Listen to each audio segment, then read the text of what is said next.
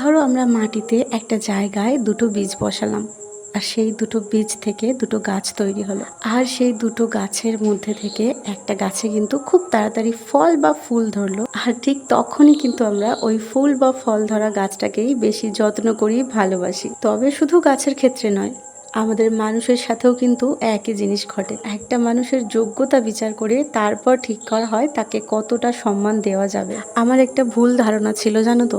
আমি আগে ভাবতাম ভালোবাসা থাকলেই হয়তো হয়, সেটা সব রকমেরই ভালোবাসাই হতে পারে।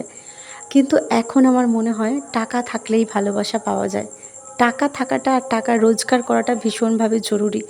কারণ তোমার কাছে যখনই টাকা থাকবে তখন তোমাকে সবাই ভালোবাসবে, সবাই আপন ভাববে। আর যদি তুমি জীবনে একজন ব্যর্থ মানুষ হও, তাহলে তোমার আপন জনেরাও তোমার ছায়া ডিঙোতে ভয় পাবে। বিশেষ করে এ সমাজে মেয়েরা যদি ব্যর্থ হয় না, তাদেরকে অনেক কিছু সহ্য করতে হয়। একটা ছেলে তো বাইরে রোজগার করে, তাকে শুনতে হয় যে সে বাইরে থেকে রোজগার করে নিয়ে আসছে, সে অনেক কষ্ট করছে। আর মেয়েদের কষ্টটা দিনের শেষে কোথায় যেন হারিয়ে যায়। যেসব মেয়েরাই সংসারকে ভালোবেসে সংসারকে আগলে রেখেছে, এরকমটা নয় যে যে মেয়েটা বাড়িতে থাকে সারাদিন সেই মেয়েটা যোগ্য নয়, অযোগ্য একটা মেয়ে, এরকমটা নয়।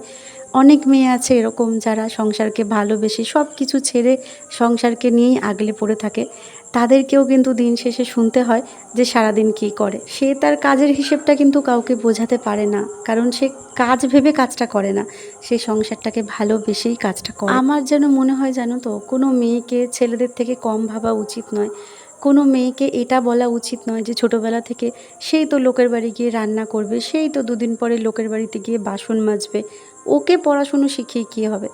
আমার মনে হয় একটা ছেলেকে যতটা পড়াশুনো শিখিয়ে, যতটা গুরুত্ব দিয়ে ভালোবেসে বড় করা হয়, একটা মেয়েকেও কিন্তু ততটাই পড়াশুনো, ভালোবাসা, গুরুত্ব সবটা দিয়ে বড় করা উচিত। কারণ মেয়েদের জন্ম শুধু পরের বাড়ি গিয়ে ঘর গোছানো বা শ্বশুরবাড়ি যাওয়া, রান্না করা, এসবের মধ্যে কিন্তু জীবনটা আটকে থাকে না।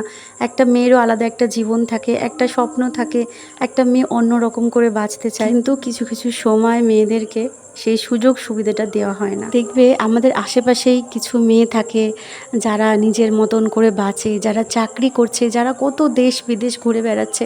আমরা শুধু তাদেরকে দেখি আর আফসোস করি। কারণটা কি জানো? তাদের বড় হওয়াটা অন্য রকমভাবে, আর আমাদের মতো মেয়েদের বড় হওয়াটা অন্য রকমভাবে। কারণ আমরা ছোটোবেলা থেকে শুনে আসছি লোকের বাড়িতে গিয়ে আমরা রান্নাই করব, বিয়ের পরে আমরা রান্নাই করব, এই কাজটা না শিখলে পরের বাড়ি গিয়ে কথা শুনতে হবে। সেই কারণে না আমরা বড় হয়ে এরকমটাই হয়ে যাই, সংসারকে ভালোবেসে ফেলি। এরকমটা নয় যে যারা চাকরি করে তারা সংসারকে ভালোবাসে না, তাদের গুরুত্বটা অন্যরকম সংসারে, আর আমাদের গুরুত্বটা সংসারে অন্য। তবুও আমরা মেয়েরা সব কিছু মানিয়ে নিয়ে, সব কষ্ট বুকের মধ্যে চেপে রেখে আমরা সংসার করি, কারণ আমরা সংসার করতে ভালোবাসি। একটা গাছ দেখবে একদিনেই কিন্তু হঠাৎ করে বড় হয়ে হঠাৎ করেই ফুল ফল দিয়ে দেয় না। ছোটোবেলা থেকেই সেই গাছটাকে যত্ন করতে হয়, তাতে খাবার দিতে হয়, সার দিতে হয়, তবেই কিন্তু একটা গাছ সুস্থ সবল হয়ে বেড়ে ওঠে, তারপর সুন্দর ফুল বা ফল দেয়। সেরকম আমরাও ছোটোবেলা থেকে যদি সেরকমভাবে আমরা তৈরি হই, তবেই আমরা জীবনে কিছু করতে পারি। ছোটোবেলাটা অন্যরকম হলে বড়োবেলাটাও অন্যরকম হয়, এটাই স্বাভাবিক। যেমন ধরো আমি ছোটোবেলা থেকে শুধু এটাই শুনে এসেছি, ইস ও যদি মেয়ে হতো, মানে আমি যদি মেয়ে হতাম তাহলে সংসারের অনেক কাজে লাগতাম। কিন্তু এটা কেউ বুঝিনি, একটা ছেলের সাথে আমাকে তুলনা না করে মেয়ে হিসেবেই আমাকে যদি সেইভাবে বড় করা হতো, তাহলে আজকে আমি একটা ছেলের থেকেও ভালো হয়তো সংসারটা সামলাতে পারতাম। যাই হোক, বৃষ্টি ভেজা একটা সকালে তোমাদের সকলকে জানাই অনেক স্বাগত আর অনেক অনেক ভালোবাসা। রং মিলান্তির আরও একটা নতুন দিন তোমাদের সাথে কাটাবো। আমাদের এখানে 3 থেকে 4 দিন হয়ে গেল ভীষণ রকমভাবে বৃষ্টি হচ্ছে, মানে অঝোরে বৃষ্টি হচ্ছে, বৃষ্টি কমার নামই নেই। সকাল থেকে রাত পর্যন্ত শুধু বৃষ্টিই হয়ে যাচ্ছে। মনে হয় আমার মতন আকাশেরও মনটা খারাপ, মেঘ করে রয়েছে, একটুও ঝলমলে রোদ দেখতে পাইনি আমি কয়েকদিন ধরে। আচ্ছা, তোমরা কে কোথা থেকে আমার ব্লগ দেখছো আর তোমাদের ওখানে বৃষ্টি কেমন হচ্ছে আমাকে কিন্তু কমেন্টে জানিও। আমি সেদিন একটা কমেন্ট পড়লাম, একজন কমেন্ট করেছো দীঘা থেকে আমার ব্লগ দেখছো, এটা আমার বেশ ভালো লাগলো। অনেক দূর দূর থেকে তোমরা অনেকেই কমেন্ট করো যে দিদি ভাই আমি এখান থেকে তোমার ব্লগ দেখছি। তো দীঘা থেকে সেদিন আমার কমেন্টটা পড়ে ভালো লাগলো যে দীঘা থেকে আমার ব্লগ দেখো। এটা যদি তোমরা না বলতে আমি জানতেই পারতাম না যে এত দূর থেকেও মানুষ আমার ব্লগ দেখে। এটা শুনে খুব ভালো লাগলো আমার। তোমাদের সবাইকে অনেক অনেক ভালোবাসা আমার পাশে থাকার জন্য। এই স্বার্থের দুনিয়ায় নিঃস্বার্থভাবে তোমরা আমাকে ভালোবেসে যাচ্ছ। আমি যখন এই নতুন পথ চলা শুরু করেছিলাম তখন মনে একটা ভয় কাজ করছিল যে কি করব না করব। আজকে দেখো আমার পরিবারটা 700 পূর্ণ হয়ে গেছে, সেটা তোমরাই আমাকে জানিয়েছো গতকালকে। তো তোমাদের কমেন্টটা দেখে তারপর আমি চেক করলাম, কারণ আমি আগের মতো এখন আর কোনো কিছুই ওইভাবে চেক করি না, শুধু কাজটাকে ভালোবেসে কাজ করে যাই, ফলের আশা করি না। ফল যখন পাওয়ার তখন ঠিক পাবো নিজে থেকে, এটা বুঝে গেছি।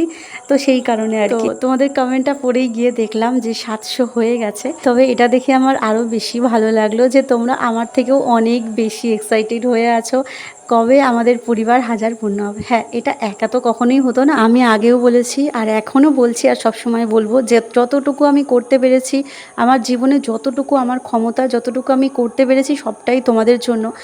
কারণ দেখো, আগেরবারেও তোমরা দেখেছো, আগের চ্যানেল থেকেও আমি অনেকবার পেমেন্ট পেয়েছি। তো সেখান থেকে যখন আমি সংসারের খরচের জন্য, মানে সংসার খরচ করতাম আর কি নিজে থেকে, তো সেটা আমার ভীষণ আনন্দ হতো যে আমিও সংসারের জন্য কিছু করতে পারছি, যেখানে আমি ভেবেছিলাম কখনোই কিছু করতে পারবো না। কারণ তোমরা জানো আমি বেশিরভাগ সময়টাই একটু অসুস্থ থাকি, সেটা ছোটোবেলা থেকে, সেটা তো আর আমার দোষ নয় বলো। তো সেই কারণে আমার তখন খুব আনন্দ হতো যে আমিও সংসারের জন্য কিছু করতে পারছি। অনেক গর্বের সাথে জয়কে বলতাম এটা নিয়ে আয়, ওটা নিয়ে আয়, খুব ভালো লাগতো আমার।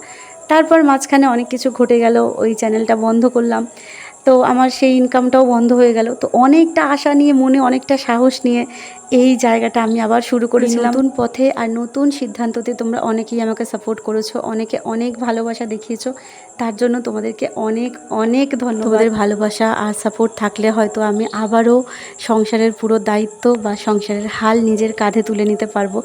তো আমার ব্লগ যদি ভালো লেগে থাকে, যারা এখনও আমার চ্যানেল সাবস্ক্রাইব করোনি, যদি ভালো লাগে, কোনো জোর করে নয়, তাহলে অবশ্যই করে আমার চ্যানেলটা সাবস্ক্রাইব করে দিও। তো সকাল থেকে কাজকর্ম সেরকম কিছুই ছিল না, আসলে সেরকমভাবে রান্নাবান্নাও হচ্ছে না। তোমরা আমার রান্না দেখতে পছন্দ করো, কমেন্টে জানাও যে রান্নার ব্লগ দেখিও, রান্না দেখিও। তবে রান্নাবান্না কী বলো তো, সেরকম এখন কিছু করছি না, মোটামুটি চলে যাওয়ার মতো করছি, যেহেতু কাজ চলে গেছে বুঝতেই পারছো। তো সেরকম বাজার হাটও কিছু করছি না, আর রান্নাবান্নাও সেভাবে করছি না, ওই জন্য ভিডিও করা হচ্ছে না। আর জয়ও যেহেতু কাজে বেরোচ্ছে না, তো সেই জন্য কাজকর্ম সেরকম একটা নেই, টুকিটাকি বাসি বিছানা, ঘরদোর ঝাড় দেওয়া, এইটুকু করছি। তো সেটুকুই তোমাদের সাথে শেয়ার করলাম। তারপর আজকে কিছু ফুল তুলেছিলাম ওই দিকের গাছ থেকে, জানো বর্ষাকালে তো এখন কেউ নিতে আসতে পারে না ফুল, অন্য সময় নিয়ে যায়। তো এখন যেহেতু ফুলগুলো গাছে থাকে, ওই জন্য আমি তুলে নিয়ে আসি স্নান করে উঠে। তো পুজো দিলাম, পুজো দিয়ে এখন বসবো খেতে। আজকে জয় রান্না করেছে, রান্না বলতে এই কাঁকরোল ভাজা করেছে, আর এই যে প্রেশার কুকারে দেখতে পাচ্ছ আলুটা দেখা যাচ্ছে, তো বেশি করে আলু সেদ্ধ দিয়ে দিয়েছি। রাতে ওই আলু মাখা দিয়ে ভাত খাবো, আর সাথে রয়েছে কাঁকরোল ভাজা, লেবুও রয়েছে, রাতে দেখি একটু ডাল করতে পারি। আজকের জন্য এটুকুই থাক, সবাই ভালো থেকো, সুস্থ থেকো, দেখা হচ্ছে কাল।